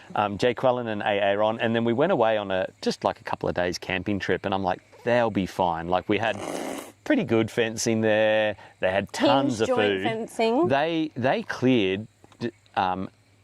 So what was that? An acre, and it was almost all lantana. So it was gum trees and lantana. They cleared all that lantana in 6 months. Like they ate it down to the earth. Anyway, we went away for these 2 days, and we came back, and Aaron, he was the little one, he had put his head full through this hinge joint fencing, and when a goat pushes his head through, he's got these big barbs called horns on his head. Could not get. I'm so lucky that I didn't kill that poor thing. He had been there. He would have killed himself, to be honest. I'm going to guess that he was there for the better part of the weekend, because underneath him was this hollowed out bit of earth where he had just been pawing away at Smartest or tools hoofing in the away. shed. The Perry goats, yeah. You remember the Perry goats. So yeah, your goat fencing also needs to stop them from putting their heads through and getting fully stuck, which they do all the time. And the one thing that always bugged me about those goats at the last farm is they knew exactly how to angle their heads to get their horns through to reach for whatever it was that they weren't supposed to be reaching for, and yet they couldn't figure out how to do it in reverse. They're not the brightest. They are pretty fun though. I love, especially baby goats, especially fainting goats. All Chris right, said earlier that there are some ways that you can keep rabbits, so that's worth looking into if it's something you're looking into, because that would make sense that there would probably be some a meat exceptions, like if you were doing it, yeah. There's a question above that I want to ask you. Oh, yeah? Because it's not a me question. If money was no object, what piece of machinery would you buy next? Excavator. I knew that was going to happen. 100% excavator. When you're starting out on a homestead, lots of things aren't where you want them. Yeah. And you've got to move lots of things, including the earth. And so, yeah, just make a driveway, Versatile. drainage, or there's all sorts of implements you can get for an excavator, including a slasher attachment. And so it almost replaces a tractor. Now you're going to get to a point where your day to day in the years that follow, you're going to go, a tractor would actually be the better tool here. But if you're in construction phase? And even in the hybrid phase in between, you can make an excavator work for quite a long time. So you can put an auger on it and do all your holes. You are definitely going to be dealing with water going where you don't want it to go. So you've got to learn how to manage how water moves across your property, and an excavator is essential for that. Trenches for your septic beds, you get something delivered, a load of gravel, how you're going to move it. Yeah, a tractor can do it, but an excavator can just do it faster. Excavator. Yeah. Another. It's on the wish list. Somebody just said a backhoe is a good compromise. Was my first earth moving. Yeah. Yeah. Yeah. Yeah, the only downside to a backhoe, and I've used one, a Kubota one that my dad had. It was great, but you lock in and you use it within that radius, right? And so then you've got to go to, it's not really an effort, but it is an effort to then move it, get to the next position. If you're doing something that's spread out over a fair distance, It's like excavator first, backhoe second. I'm assuming that person meant like the backhoe attachment for the back of a tractor, which is how that normally would go. That's why it's called a backhoe. Chris asked what's the plans for the greenhouse? No plans yet. The greenhouse is gone. Yeah, it got cut up and taken to the dump. And because everything's growing so well, we're just direct seeding. Everything will be growing well once I'm finished with all of these amendments.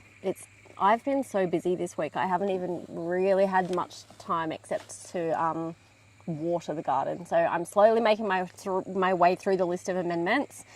The greenhouse will be a project for next year, and it will probably be greenhouse / I don't want to use the word potting shed because I don't want to copy other homestead YouTubers, but it will be some kind of garden cottage that Regan's not allowed into to make a big mess that I can keep all organised. For so a greenhouse, but also somewhere to do all of, in those shoulder seasons is when you're working with seeds the most. And then we're looking at incorporating worm farm, compost bays, landscaping bays. So we're going to take our time with that one. We've got to finish the solar shed first. And that is, it's just been so hot that really by 11 o'clock you can't do anything. And then if you were to go outside at 4 to start up again, you'd be sweet. But it's just been so tricky to try and do construction. It's been so hot, at the point of not being wise to be definitely out in the sun. So we're trying to also use those 5 a.m. to 10 a.m. Hours really well, but also trying to make YouTube content and podcast content and, keep sponsors happy and that sort of thing. The solar shed has to happen. That'll probably happen over the Christmas holidays. Has to happen. It has to happen. Yeah, the big changes over at the solar. I've finally been able to work out. I kind of knew we'd be able to, but with all this Blue Eddy gear that we've got, how to kind of link it all up and make it work together. We're finally working. Because each of the things that they send us to test and review and that are awesome kind of on their own, and they're designed to be standalone, but I feel bad that I've got all of this resource and battery power that I'm trying to make work together. So, and I did a video months and months ago where I scored a literal trailer load of solar panels, and they've been sitting in a stack for ages. And so we've finally got, I think it's 74 solar panels now laid out and actually working for us. So now that I've kind of prototyped it all, and don't look at my wiring. In fact, I'm not even going to show it.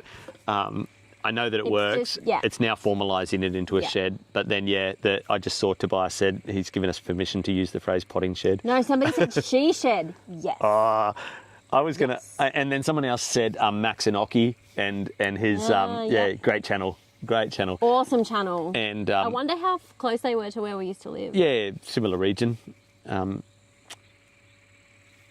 was going to ask you another question here. Your she shed then. What's the ultimate? What does it need to achieve? My she shed? Yeah. I've already told you, but I'll tell everybody.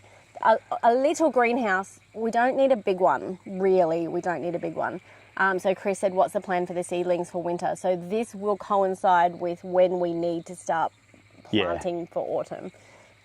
That's when we'll look at that. So it'll probably be one of the big projects that we'll do after the solar shed. I have a Pinterest board, Noel. Oh, of course you do. It needs to have potting benches. It needs to have shelves for all of the inevitable stuff that you have that's useful. All your tools, your garden tools. Your amendments, your sea sole and all of that. And all of that sort of thing. It definitely needs to have somewhere that you can tend sick plants, because that happens. Yeah, like potted plants and things like that. Not that I have many potted plants. You should have seen the amount of potted plants that I had at our old house. Our back deck was this beautiful... and we tried so hard to bring them out jungle. here. It offered nothing except pure pleasure. Those are all dead now. There's nowhere for them. They did not. Those rainforest things did not survive out here. Ferns, what are they? I can't have them. I'm barely keeping one fiddle leaf fig alive inside the tiny house. And all of the inside plants were in the shower for a little bit of a rainforest feel today. One section needs to have, somewhere to work. Then a little bit of a greenhouse that will be a permanent greenhouse, not a kit again. We also want to have upscale our worm farm. Yep. and we want to include our compost and upscale our compost to be all in that same sort of complex. So you're thinking do the compost in No, the green? not necessarily. Oh, but just connected to that structurally. Really think through like where we're going to double the footprint of our gardens next year as well. So where we put it is going to be really important. What about like water things? So like a greens washing station. And that I've got a really big double concrete, Laundry like an tub. old laundry tub. Yeah. That I picked up off one of the guys down the road, and that's there waiting to build a greens washing station. Not even greens washing, like when you pull your carrots out. Yeah. I don't want to be necessarily processing all of that in the tiny house kitchen because it's not big enough. And dirt goes everywhere, and like I want to keep those two things separate if I can.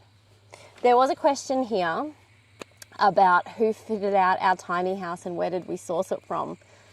I feel proud of this statement. We built it ourselves. We bought the container, watched a lot of YouTube. A lot of YouTube. And a lot of Pinterest. And I designed it and we built it ourselves. So I reckon that saved us, back when we built it was 2022. So we built it before we moved here.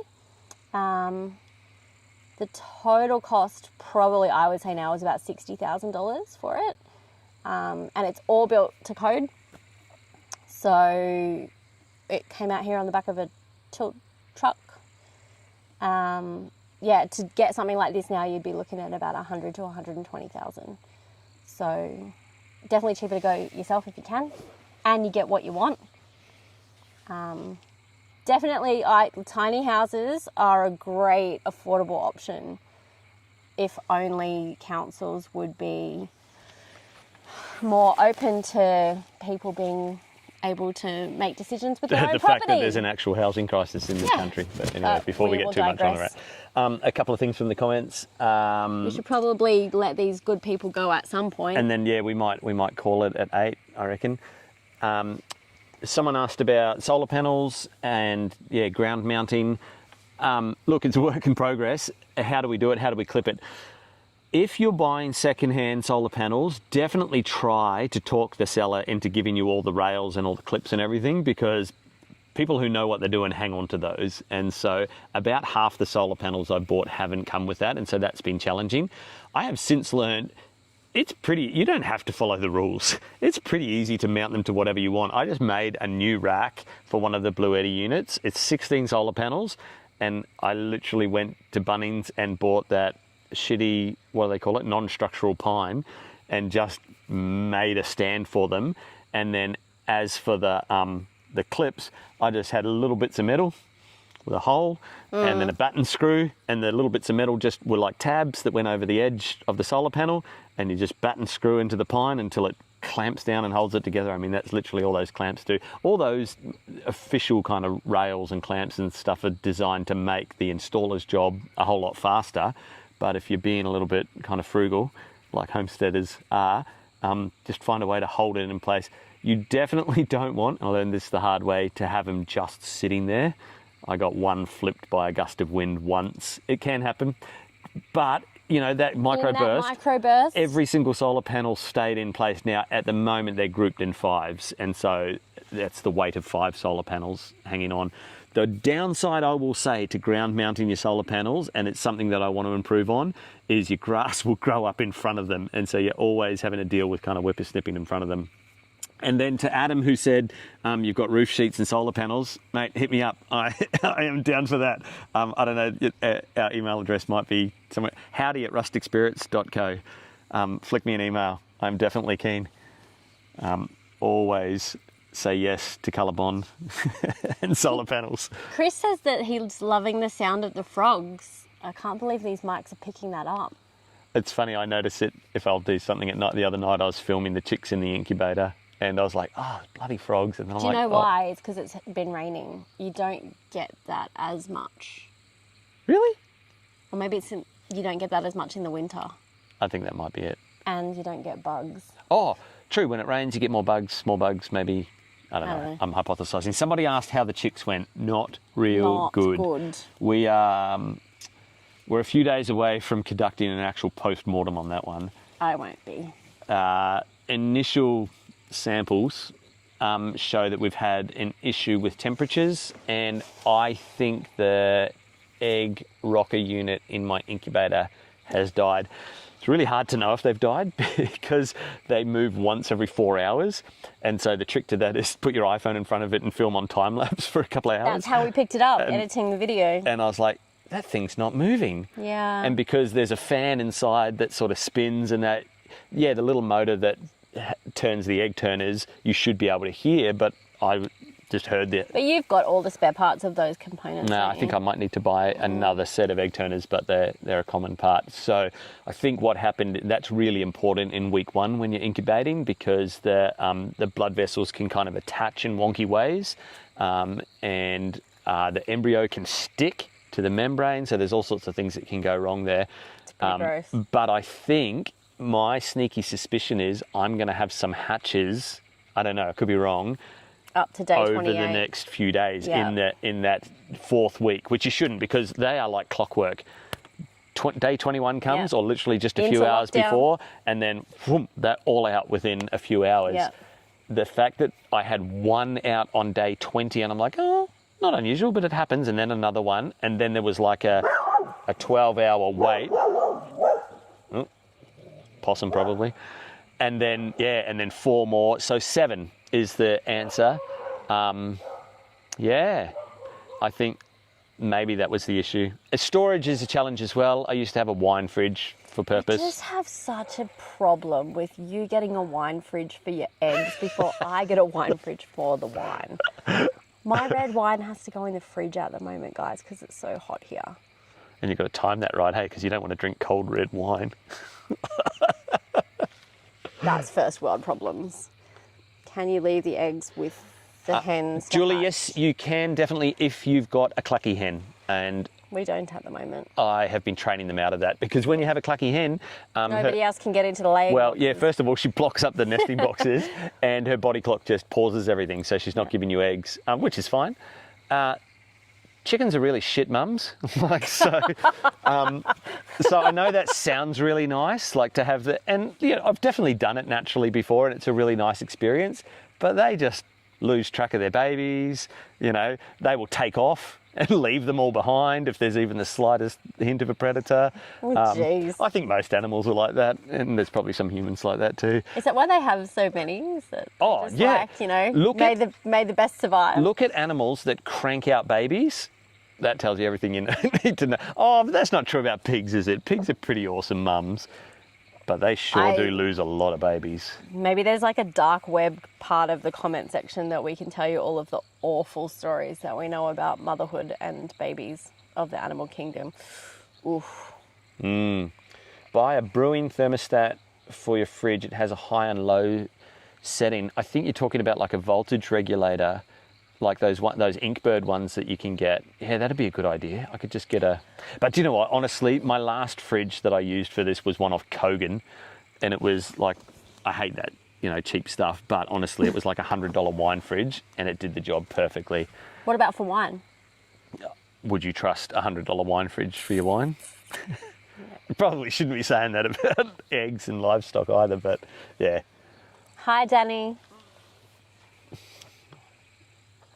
That made me happy. Oh, it's frog breeding time of year. Oh, it's frogs getting it on. That's what it is. There we go. Snakes getting it. It's springtime. No, it's summertime now. It is. Also noisy when it rains. Dan was so loud, couldn't hear the TV. Yep. I can get behind that. We all have headphones though, because it's a tiny house.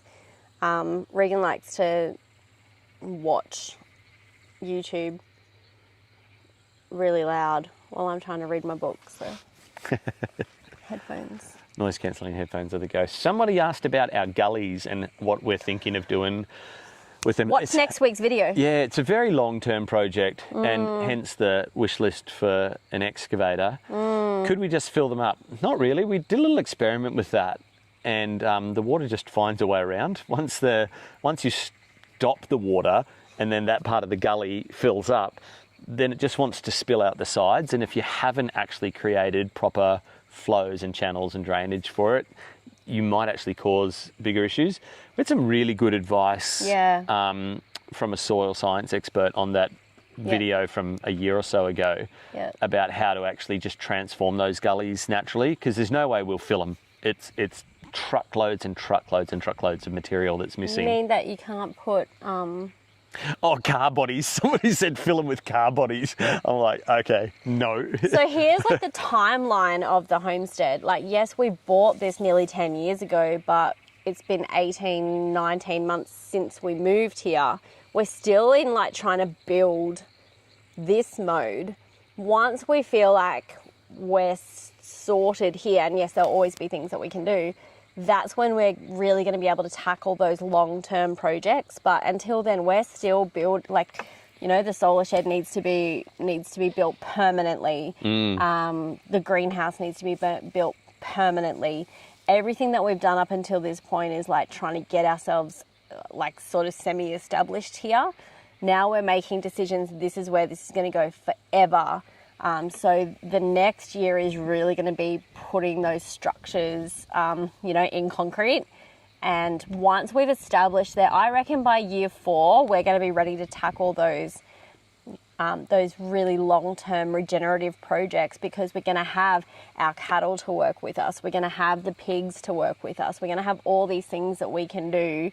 That number one, we're cranking in the self-sufficiency department, because you've got to set those long-term things up to kind of tick along while you can then tackle those. Like, we could regenerate, no problem, but like, how are we going to eat? And our goal is to be as self-sufficient as we can be within a community. So we've kind of got to look at a priority there. What comes first, so that then we can look at those and like sometimes we're like, oh, we should just go do something, and we do. Side quests, King of the side quests, And I think I don't know if Greg's going to be watching this, our neighbour, but he'll be saying thanks for stopping the flow of the sand onto his property. For sure. To kind of put that in perspective, the back on 150 acres and the back kind of 50 or 60 acres was sand mined historically in a really kind of destructive way. They didn't set aside the topsoil, they didn't put it back, they just got in, scraped it out, got out. And we've talked to a lot of locals since who've told us stories about what it was like, just trucks and trucks of material leaving the property.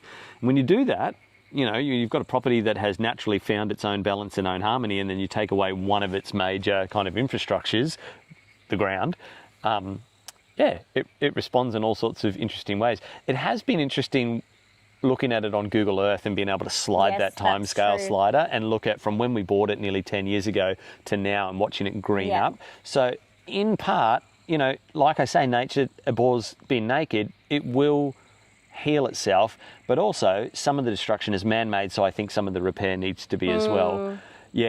Greg's fence should be a 5-strand barbed wire fence, but it's only a 2-strand barbed wire fence, because that's how much sand we've shifted across the landscape and onto his property. It's filled up that much. Well, the dogs aren't happy about the frogs. Somebody said, wait for the cicadas. Oh, okay. Fun that was fact, crazy. Last Christmas, we had family, because, family come stay at Christmas. And we were all remarking at how loud the cicadas were. And apparently it was like a 1 in 100 year. Like 3 different types. 3 different types of cicadas all hatching. What are they called? They come up out of the ground. But some of them are on a real long, like a 17-year cycle. So last year when we looked it up, we were like, no wonder they're so loud, like deafening loud. They were so, like your ears would be ringing at the end of the day from them. And it was this like 1 in 100 year cycle. So. I remember we would drive across, because we often take Cunningham's Gap to get across to the coast, which is in the Great Dividing Range there. And they're doing construction there at the moment. And even the stop-go guys had ear protection on, not because the machinery was working. It was so loud through that, like that rainforesty kind of area there. That was cool. And the same person said swales, definitely. The challenge with swales for us, we want to do two things. I want to do them on contour a little bit to stop water from leaving our landscape, but I want to kick them off contour just a bit and funnel them. So it's going to be hard to explain this, but the shape of our land, we're a big long block, about 500 metres wide by about 1,200 metres long, and we're a valley across the long bit, but we also slope that way as well. So and it's not a crazy valley, it's like 10 metres. Good enough though. Good enough that the water moves across it. So because the water wants to come down from the east and the west into the valley part of it, which is where our dams are, but it also kicks north a little bit, it also wants to slide north. So if I try to catch the water that's way down the back of the property with swales and want to direct it anywhere, by the time I feed it all the way east here, it's going to miss the dam because of the northern slope as well. And so what I actually have to do is build a big massive dam right on the north fence line that'll catch all of that. And so, yeah, we'll do two things. One, we'll slow the water down and do what swales do, which is, you know, you kind of end up with these big plumes of water under the ground that then regenerate what's happening in position, but also we'll redirect some of it into storage, which would be pretty cool. Yeah. I love the calf.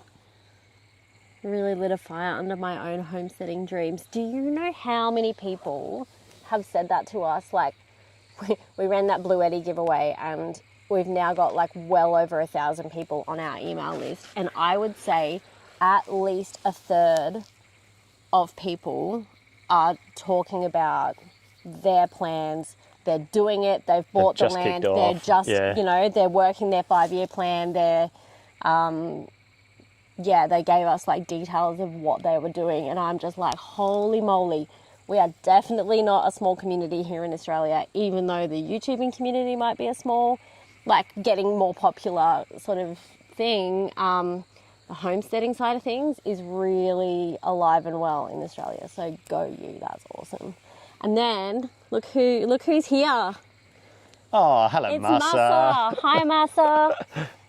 Masa was our friend from the Northern Rivers who has moved back to Japan. Coolest Japanese person I've ever met in my life. No, Masa is part of the family now. It's cool to have you guys here. Crikey. Nobody says crikey, do they? Except if you're an Irwin. Wear me opals, bro. Oh, someone's from Norway. Holy moly. Hello. That's crazy. This is wild. All right, one more question, I think, and then we haven't had dinner. And I have been on social media all day because I've helped friends of mine who I work with launch a podcast themselves today. That's been my whole week and my whole last few weeks. So if you are a parent and you're looking for a new parenting podcast, you should go and check out the Raising Humans Project, which is a new podcast that will be launching at 9 o'clock tonight. The premiere episode comes out with my friends and our family friends, and a really cool product, an app that they built for parenting, like a sticker chart on your phone that we may or may not have had a hand in developing back in the day, or like ideating back in the day, but... Did anyone else do that with their kids? Happy face, sad face stamps? Thumbs down. I feel like we had them in school. I definitely know that came from my mum. She definitely had the happy face, sad face stamps, and they got stamped. Well, we did that for our kids, and now that idea has been taken by our friends and made into this app that is global. They've launched a podcast. So if you're a parent and you're looking for a new podcast, there's some cool things coming up there. That's my, other side of my life. Do you guys test your drinking water? Yes. Yes, we're still standing. We definitely do. You don't need to go to town, and you can spend many, many hundreds of dollars. When you buy a water test kit online, wherever you get it, don't spend a fortune, but just get ones that will test for biological material, basically. And what you want to do is you want to put a proper inline drinking water filter in whatever tap you're going to be. So we've got a double. just those ones you get from Bunnings or wherever. And stockpile the filters. Yeah, and get yourself, you can either do it just based on micron, I think, and then you can get ones that do all sorts of things that claim that they'll take out 99% of living organisms. I'm also a big fan of like UV treating water if you need to. We used to do that on our last property. But once you've put those filters in place, then get one of these tests and take one sample from your dam or wherever you're getting your water from, and you watch it. It's like, did you ever do those experiments in school with the Petri dish? And you just watch these colonies of bacteria, and then you do one on your drinking water, and you'll get one or two things. It's inevitable, but what you want to know is there's nothing alive in there. Our mate JRM is just getting over E. coli. Ooh, nasty. It's a nasty business. I would even do this for rainwater. Like, you just can't muck around with your health. It's such a... Look, I'm just going to throw an alternative view out there. I would never drink town water. Not misinformation. Ever. But... No, don't do it. Don't do it. Kids that play in the dirt have better immune systems. Okay, but also, kids that play in the dirt have more potential exposure to nasty things that live in the dirt. I'll just leave it there. Build a good immune system. Yeah. Yeah. So I'm not saying, take stupid risks and drink. What's the boar status? The boar status. Who's this clown? You all need tap water. We need towns. You need to be in town for that. Oh, they've been a bit spammy. Yeah, all right. Sorry, dude, you're in timeout. Timeout? Whoa. I love that. The boar. Charcoal. So the boar. Kirsty's folks are on the other side of the dams, and they have been experimenting with reverse osmosis, and they've actually been able to do it for quite cheap, which has been surprising. So time will tell if it's a long-term solution, but we used that same water sample test kit, which was telling us that we had 1,500 milligrams per litre of sodium chloride in our bore water. And after filtering, we were able to, just straight filtering like our under sink filter, we were able to get it down to like 400, which is still, you can taste it. Anything under 250 is considered kind of within drinkable range. Basically got it down to 0 with that reverse osmosis setup that your dad's done. So, but it takes everything. So then water doesn't have any mineral nutrient. Oh yeah, you have to pull out any of the other minerals because you don't want it gumming up the membranes. It's also a wasteful process. You end up with a whole lot of wastewater, high amount of salt in that wastewater, so you've got to figure out what to do with it. That's a test that's running. Yeah, and when I say time will tell, both of us were using the bore water last year for our gardens, and we both experienced massive issues with it. Obviously, putting salt straight in our gardens was a terrible idea. Now that they're on that, it will be really interesting to see how their gardens bounce back or not from that, and that's the time will tell part of the test. But drinking-wise, can't taste it. I liked it. I liked the bore water because I like sparkling mineral water. I reckon we need to wrap up. I think we do. One more question. We keep saying that. This is too fun. We've had 73 concurrent viewers. That's so cool, guys. It still blows our mind that you would choose to listen to us and our ramblings. So I guess what I want to finish with then is this is the start of season 2 of the podcast, and I don't know how many episodes we'll go for again before we take a much needed break. Danny and I from Hayes Homestead are talking about starting our own podcast too, so 'cause you're let crazy. us know what you think about that. Well, is there a premise or you're not saying yet?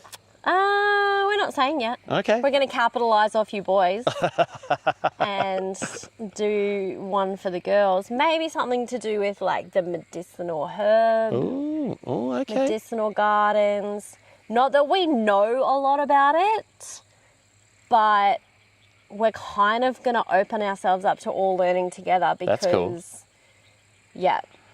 we think that there's something there for that. So let us know what you think about that. And yeah, Danny, I just soft launched us.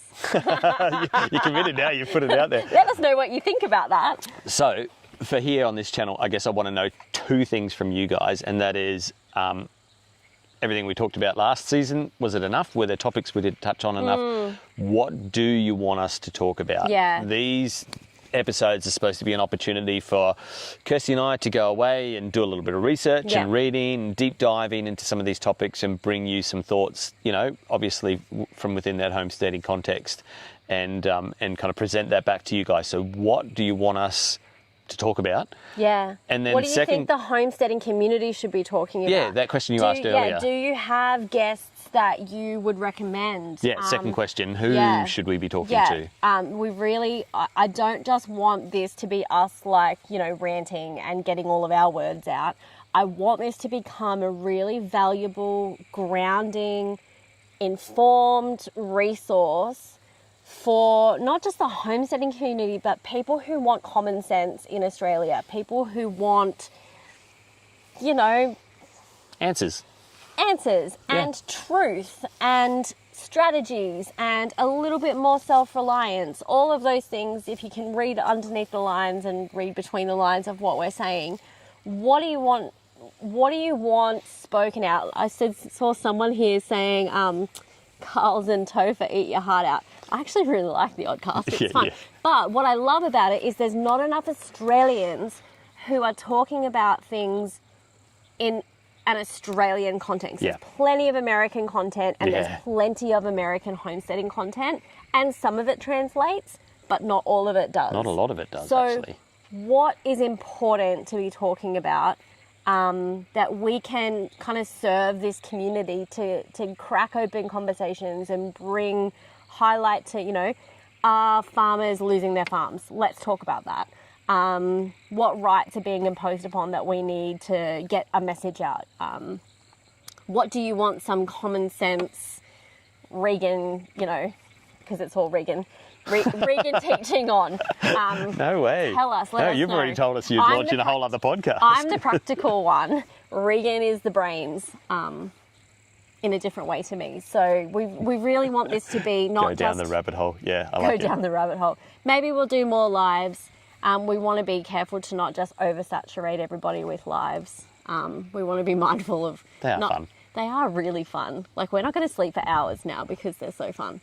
But yeah, hear us when we say we want this to be not just something that we do because we want to do it or, you know, have another channel, but we want this to be a valuable place of conversation, long conversation, because clips don't do everything. Yeah, on that note. It's time for dinner. Thanks for being with us tonight. Hope you enjoyed the frogs. Hope you enjoyed the conversation. Thank you for being here. I'm going to go and watch the whole episode again now while I'm eating my dinner so that I can read the comment section, because I've got FOMO that I wasn't able to join you in the comment section.